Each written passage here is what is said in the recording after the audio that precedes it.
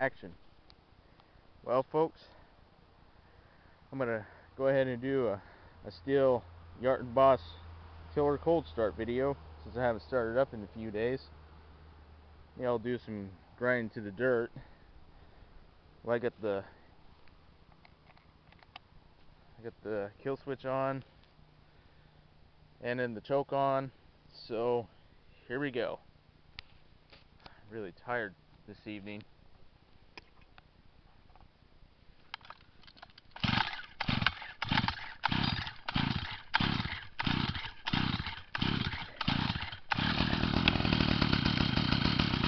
There we go.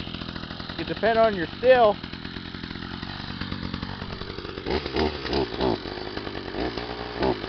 Still cold.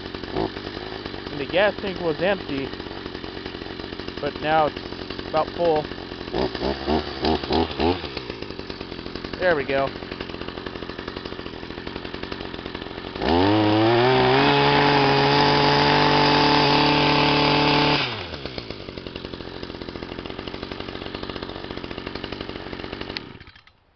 So there you go.